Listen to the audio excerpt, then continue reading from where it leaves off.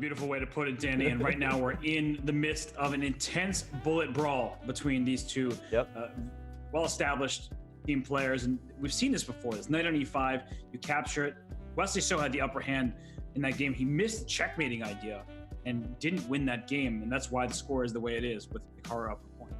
Yeah, there's been several games that feel like they maybe could have gone Wesley's way, which is why you said maybe you feel like you should be, you know, feeling the magic there. Wesley has put himself in a pretty good position, but at the same time, if you asked Hikaru, and we did before the interviews of last year's match, what he felt he needed to do in order to win, he said it felt as long as he wasn't down by more than a couple of games in Bullet that he was still the favorite.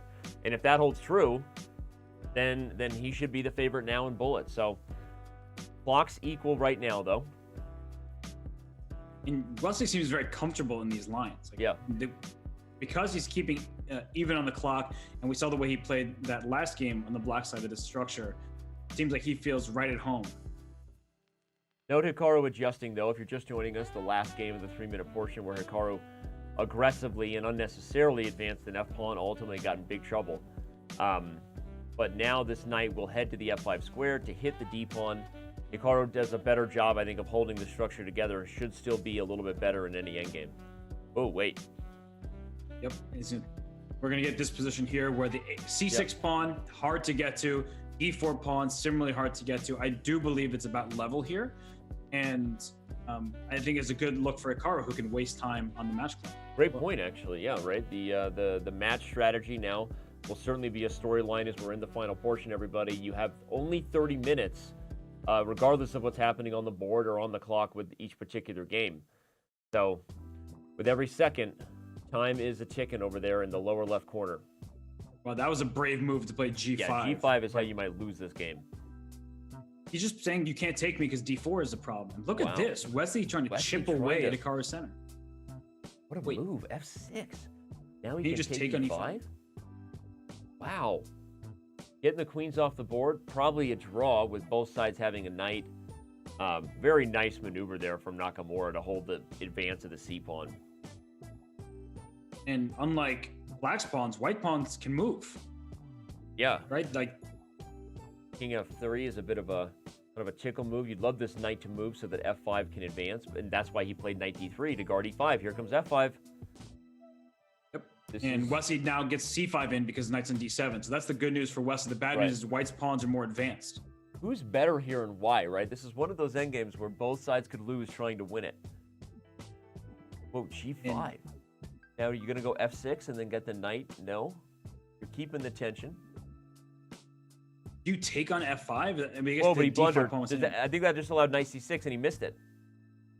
Unless he's winning with this E6 check. E6 check. King F7, E6. Oh my God. Hikaru doing the head nod. Doing the dance.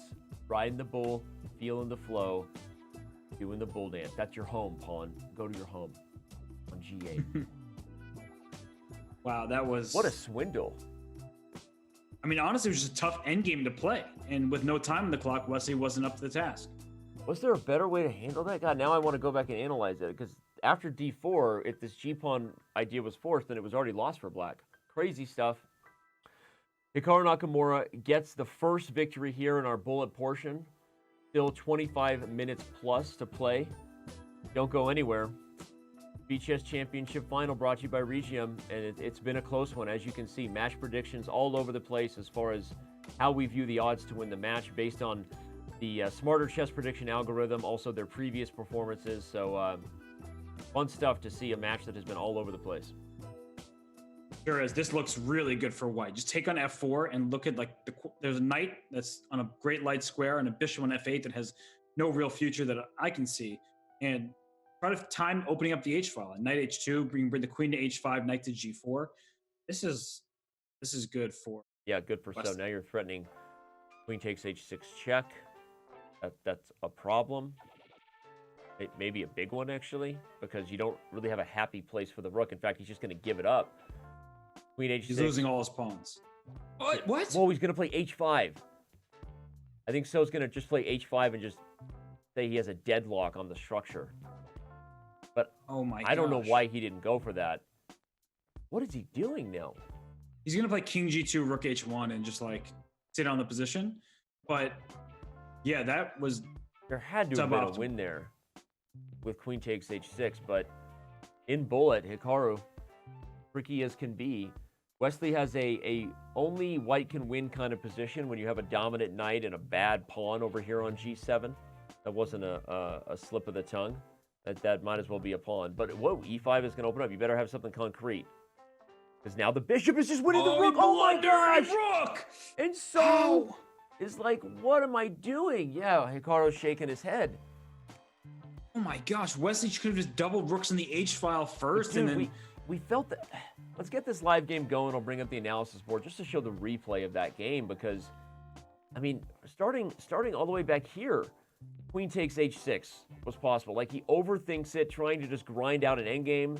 Then he takes instead of maintaining the light square edge. Should all be fine, but you could just feel something was coming. And right as I said, this bishop was a pawn. He blunders with e5 and makes it into a real boy. Thanks, Pinocchio.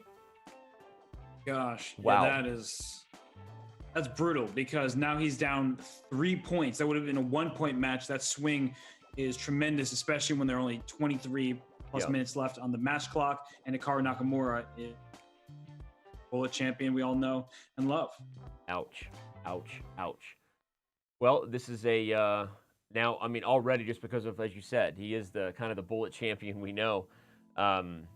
It's kind of now or never. You know, you can't let too much time get off the clock. Hikaru knows how to milk the time as much as anybody. So it's important for Wesley to start striking back before Hikaru is in a milk the clock kind of position. I love Wesley's position. I love Black's position too. This is the kind you need when you need a win too. Go for mate. There you go. Bishop h5, punch f4, open up things. How many different ways? Knight can come to d3 if you wanted to. That's a light square that has that knight's name on it. Your idea with f4, of course, is going to be a good idea. The h4 pawn is already hanging, so he took on d5 first. Now f4. f4 just feels right. Rook to g1. Here comes f4. Yeah, looks like the kind of game so needed. I mean, short of a blunder. The last game, though, was also a game where Wesley was in a better spot before blundering the rook. Here comes queen h. Oh, they doesn't play queen h4 there. This looks good enough too, though, right? Queen h4 is hard to stop. The knight on h3 is not very good. And the rook on e1's hanging, and the pawn on c5's hanging if all else was failing. Running mate on g7, so that would be a problem if you missed that. You can even play queen d4 f6 here. Okay, he gets the queens off the board, going to convert on the extra exchange. Simple enough, as they would say. Rook a6. Okay, also good, but as soon as the a-pawn starts becoming a target, it should be pretty clean for Black. Look at this, just trying to trade off the material. He's going to go with rook h1 and win this endgame. Okay. Well, Wesley does strike back, says this will not be a landslide in bullet, despite what the so-called experts might tell you. Stevie Nicks will be disappointed, but Wesley so certainly won't be. What? Said Stevie Nicks will not be disappointed. I can't believe I had to repeat. Sorry, the landslide brought me down. That was what happened, though. It was because I'm very upset with you. I throw in a joke and you what me? Oh, come on. That hurt. I'm sorry. I know darn well. Okay. This is why I don't make jokes. You can be the max of my Fleetwood anytime, buddy. Bishop d4. Hold the phone. What's going on, by the way? Along this diagonal, the bishop hanging, and Black gets 2 pieces for the rook, but White has a bunch of pawns to go with it. There's only 1 pawn. It looks like it's more because of the beautiful white center here. Center, yeah. Open the e-file by rook e5. The a5 pawn's hanging. You got another pawn. Key for White to get as many pawns as you can if the rook can stay with the knight and bishop. Probably you should still favor Black, though, in a position like this, right? With the 2 minors and the queen still on the board.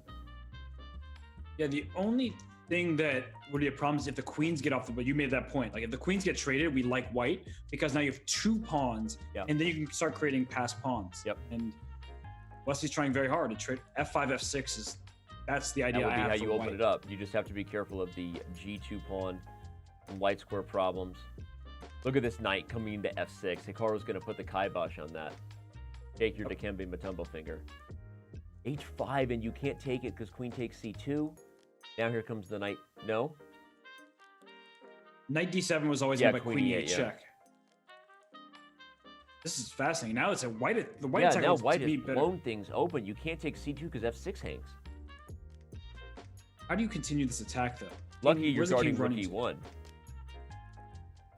King e7. If rook e1 is king d6, and the king somehow runs away. Wow.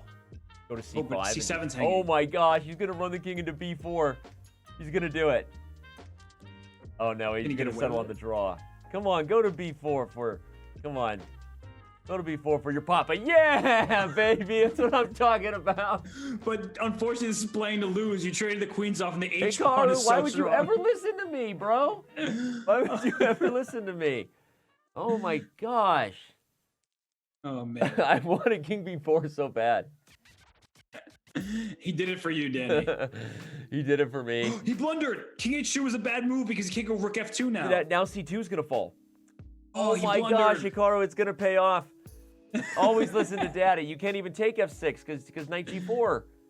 Oh my gosh, I cannot believe this is working out. This happens too fast. The c pawn is too fast. You can even give up the bishop. I'm only devastated because it like justifies. Oh no, it was so wrong, it was right. Like my life. You know? So many wrong decisions, everything in the universe comes full circle. You know?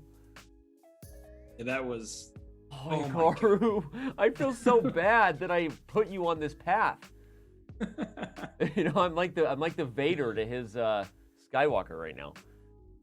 Yeah, that was unfortunate for Wesley because he was, you know, he was well on his way to making this a 1-point match again, and then he botches it, and Hikaru goes back to a 3-point lead. Wow.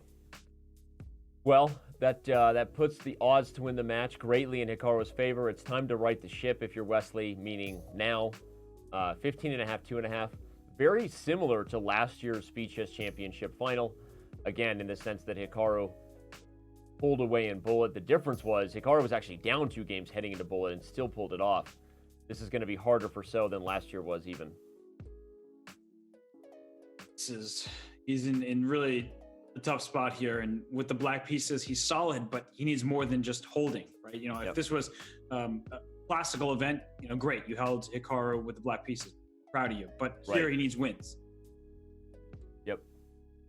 There still is a lot of time, so I should maybe take that back and say, okay, he has nearly 17 minutes left to hang in this match, but Hikaru is going to play this game out forever. But and again, overall, and this isn't taking anything away from Hikaru at all, right? Obviously, they're both great players, but I mean, Wesley has played really good chess today. Maybe even a little better objective as far as some of the overall outplaying. But in the critical moments, there's a reason the scoreboard is what it is, right? So I guess you can't really say that. Clearly, Hikaru has played about 3 games better, right? Because he's up 3 games. But you know what I mean. I think you would agree that Wesley has been on form, but then, you know, not finding it in the critical moments, and that's what Hikaru does best. He's resourceful, right?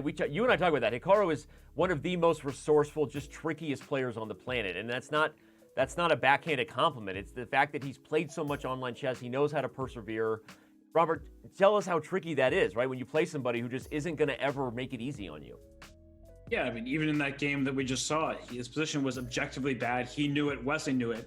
But he's coming up with very quick. And essentially what Hikaru says very frequently is a strong, quick move is better than the best slow move. Right. So if you're playing blitz or bullet, coming up with good ideas quickly is better than coming up with the best ideas slowly. So that's not what I like to promote because, you know, when we're talking about classical chess, you should be finding the best moves possible. But he has a very good point. And to your point, Danny, I think that if analysis is run, I would imagine that Wesley might have even played better today than Hikaru, you know, overall. But Hikaru has been the one who's avoided the critical mistakes and now has a 3-game lead.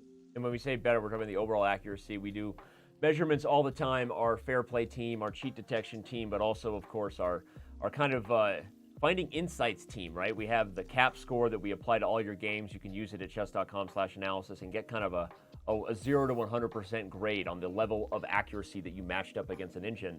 That's kind of what we're talking about. And I think sometimes you will see a guy have an overall accuracy score higher, like Robert's saying, but the blunders were just more. And the blunders can be what lose the game, even if you maybe played, as you said, Robert, the best move more often than your opponent. Although in game 3 and then in this game, Hikaru has played 2 masterpieces. Yeah, I didn't even pay that much attention to it, but now all of a sudden with that victory, we're looking at a 4-game lead, and Hikaru has found it. But you know what we found, Robert? A couple more daily question answers. Let's bring it to the people.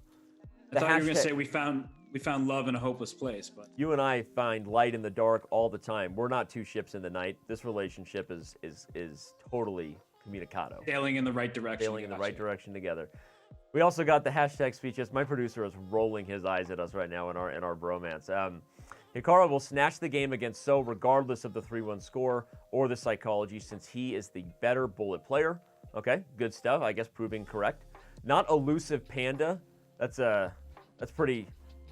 First of all, I'm just going to give this guy the diamond membership for his username. Tweet at me, buddy. You get the diamond membership because of that Twitter handle. Thank you for bringing joy to my life. You just made the world a little happier. Did you read the actual tweet? Hikaru has the lead, and in bullets, So will get wiggity washed. Not elusive panda. You are my new favorite. Send me a tweet, and you get a diamond membership. DM me, buddy. Are you sure that's just not you? First of all, I laugh because I would be happy if it was, but it's not. Okay, I was just checking because that does sound like a username you would enjoy and a tweet that you would make. I enjoy this position for Wesley. What is going on here? Give me a mate and bake on the dark squares. Sign me up. What is happening? Is it just going to be a draw, though? No. No, knight h3 could have been met by king g2. So Hikaru is setting up a checkmate with knight h3 check. Okay, but it doesn't work. He lost many pawns and the knight. What's the count? 2 extra pawns for white? Could be good enough. Rook f1 wins a piece, doesn't it? Oh, no. Never mind, he has g4, but Rook f1 is still coming soon to a theater near you. It is. But I hate positions like this because they're so frustrating. You're up 2 pawns, but opposite colored bishops, and at any moment you push a pawn that won't be able to move back, and then your pawns would get weak. Yep. I love how I say "yup" when you're saying smart things because it makes me sound smart. Because you're agreeing with me? Yep. Yep. And oh man. We're now in a pure opposite colored bishop ending. I thought Hikaru might take a4 and try to, do something he has no right to do. Go for a win here, but that would have been a recipe to lose. He may lose anyway. Look at So working it where a6 is going to be a long-term problem. d3. He's up 2 pawns. And these pawns are clear now. Yep. Oh, he's going to let him go b6? Here comes king b6. Why is he not going king b6? I have no idea. He's just taking his time. Yeah, he'll just push it's winning no matter what. He'll just go backward for the... Yeah, Hikaru resigns. Wait, why did Hikaru resign? Play that out. I think he's recognizing that the match is probably in hand with 11 minutes left. Now, that could backfire because we have seen worse. Remember, Jan Krzysztof Duda came back by 4 games and then 2 games with only 4 minutes left against Alexander Grishuk. Yeah, so you're right. From a match strategy point of view, he could have just taken off at least a minute, if not 2 minutes off the clock in that 11 minutes. From my point of view, that's a small blunder, if you will. But of course, Hikaru has the lead and is the favorite, no questions. But yeah, I would have played that one out.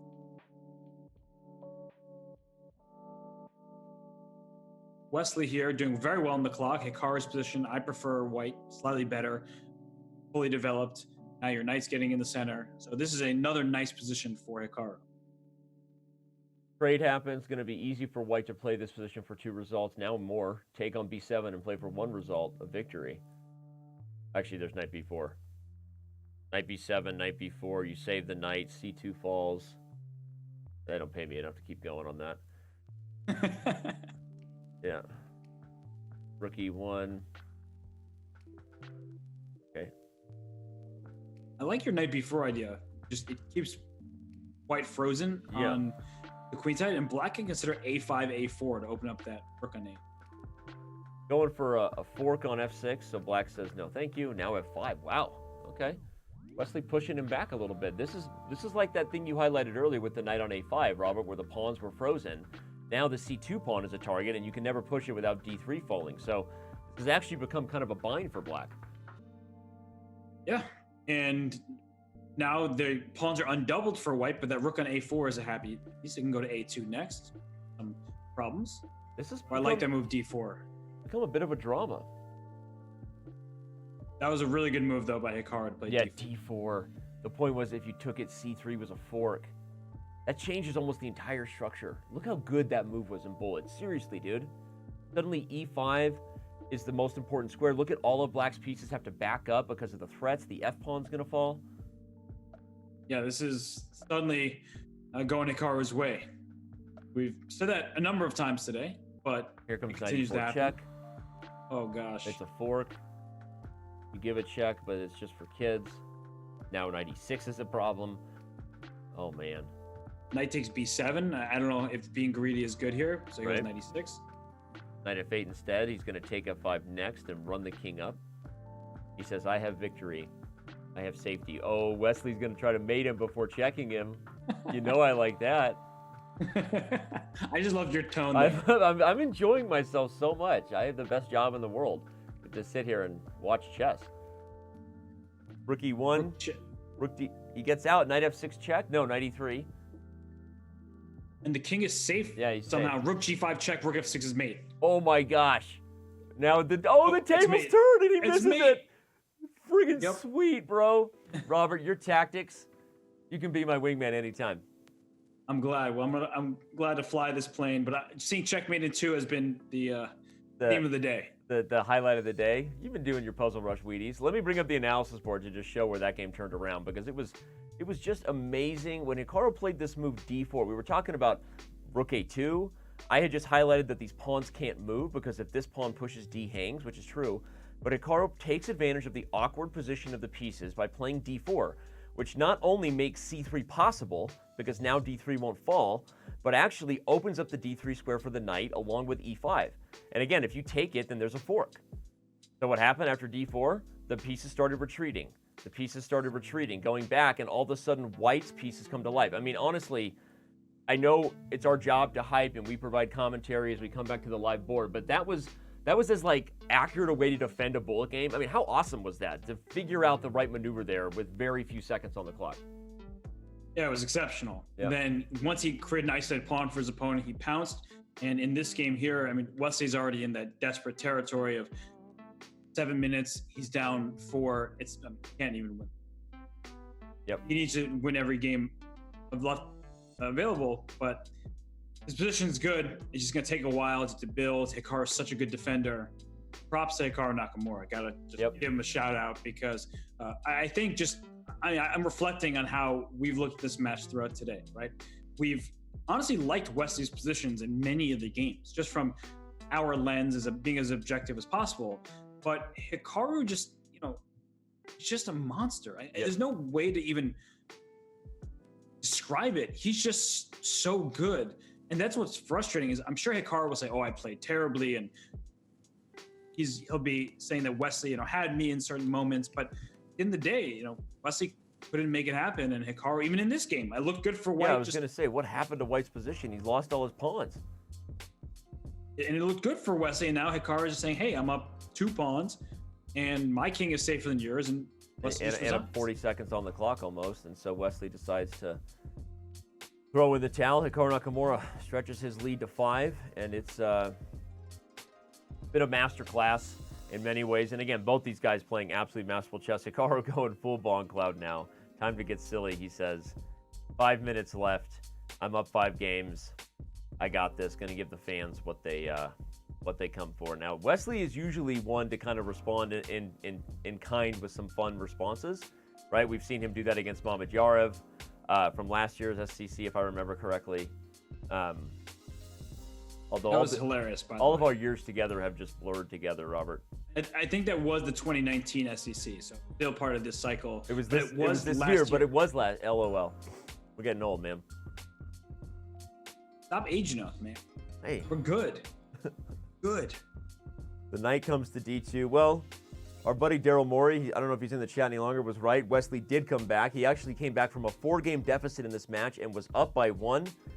They traded back and forth, landing heavy blows, but ultimately the heavyweight matchup is going to go toward Hikaru Nakamura's favor. Amazing stuff. Thank you for being with us. Again, we have interviews coming up. We will talk to both these players about what happened, so don't go anywhere. Still lots of interesting moments ahead. And maybe even some crazy games, too, if Hikaru keeps playing the Bongcloud. Yeah, Hikaru's king has reached H2, so it went from E2 and then it castled by hand, more or less. Yep. Black's position has still been good, but just so frustrated when you play somebody. Okay, that's a good. Ooh. Nice tactic. Nice tactic. So, Hikaru leans back. Could have taken on E4. There are pieces pinned on the second rank. Yeah, I wonder if he either missed that or just thought the A pawn was going to be enough, but I think he might regret that. Now he takes the E4 pawn the second time. Okay. He'd still be the only one who can win, meaning Wesley So as Black. The A pawn's a runner. Yep. Run, florist. So they can just push the A pawn. There you go. Oh. Push him, baby. D pawn will fall now. Things like rook c1. Oh, rook a6. No, it doesn't win a piece. I overreacted. Never done that before. But honestly, that's one of those mistakes you make where it allows your opponent back into the game. Yeah, I was going to say, he should have just played rook c1. Yeah, it's still great for Black, but yeah, you think you're getting away with an extra piece, and like, wait a sec, intermezzo, and then now you have to win all over again. Say intermezzo 5 times fast. Okay.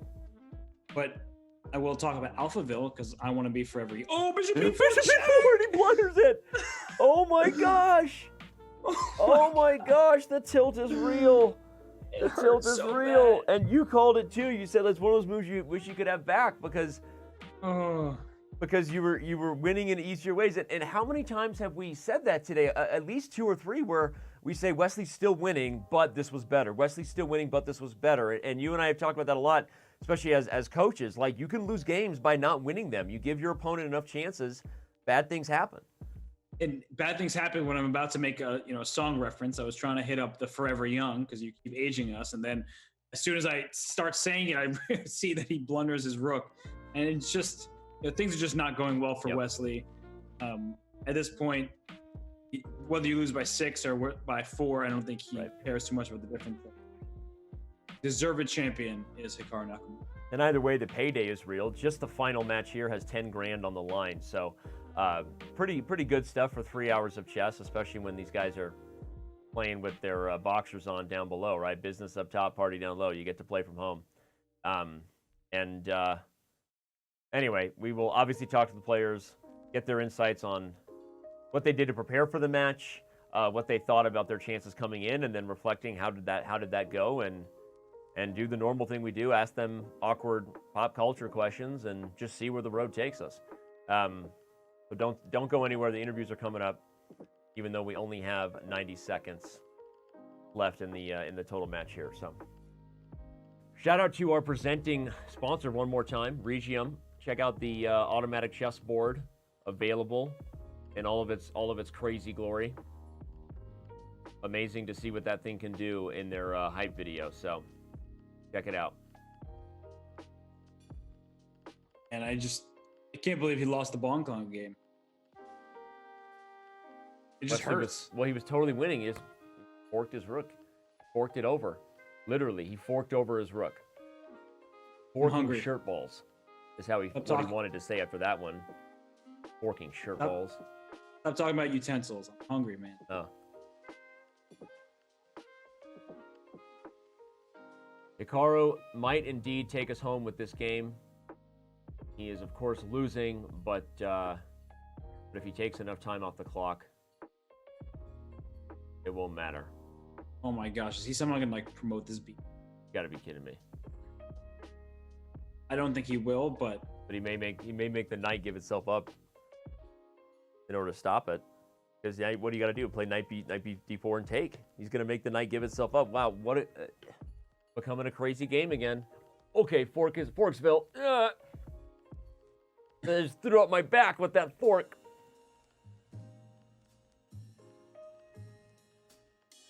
I don't know how to react to you anymore.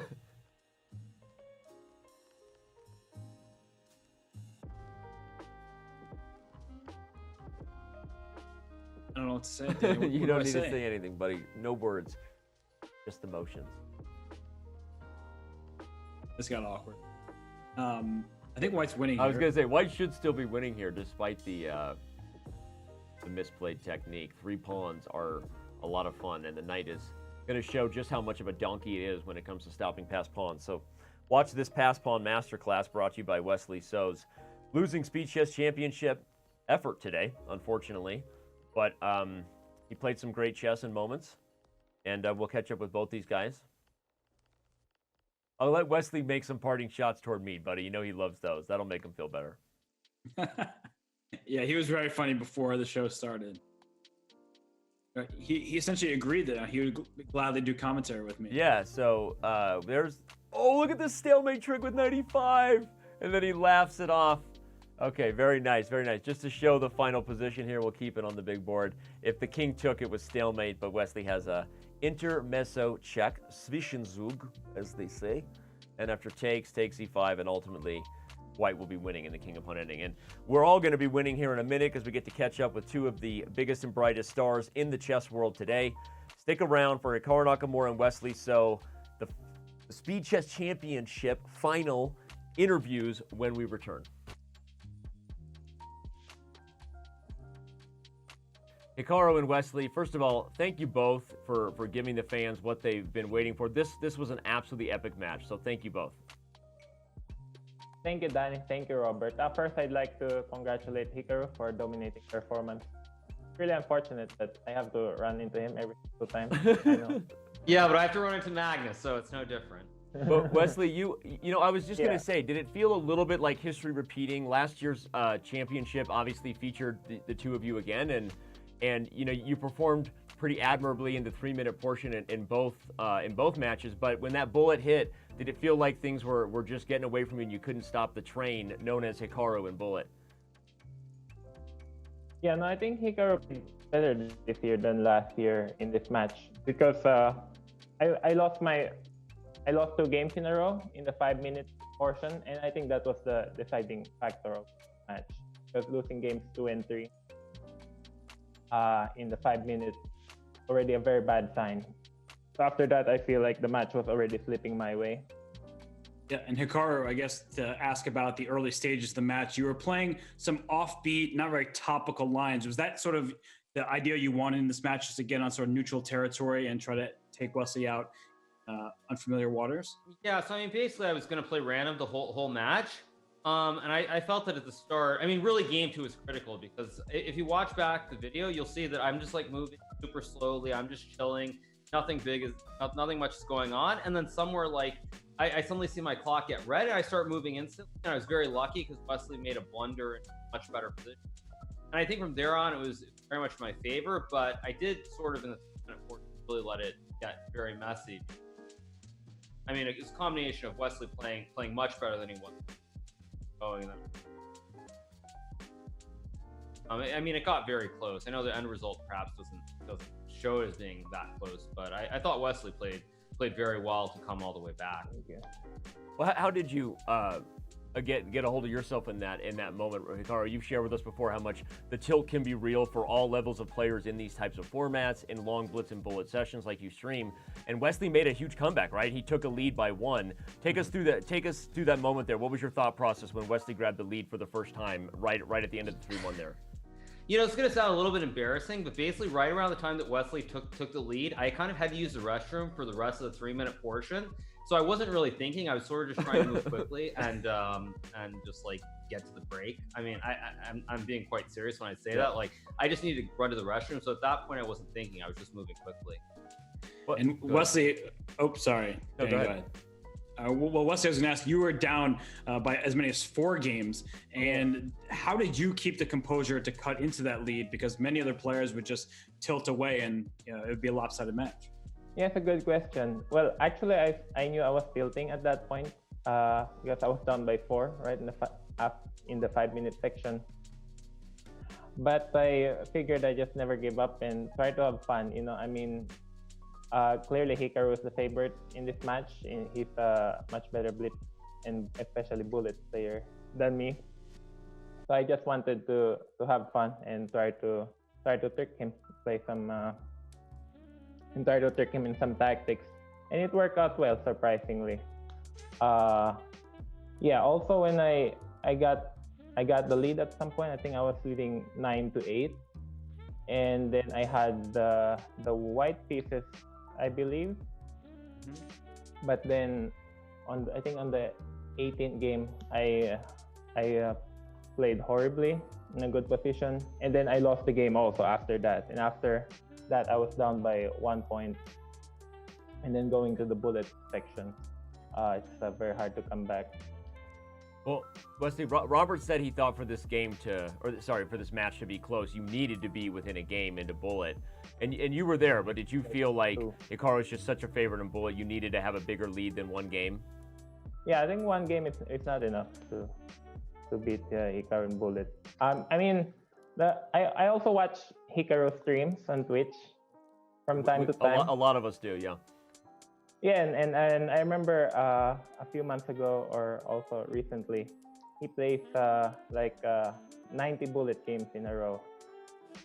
So he clearly has a lot more experience than I do, and also his rating in bullet is on chess.com is much higher than mine. So I feel I need like a 2 or 3 point lead coming into the bullet to have a chance.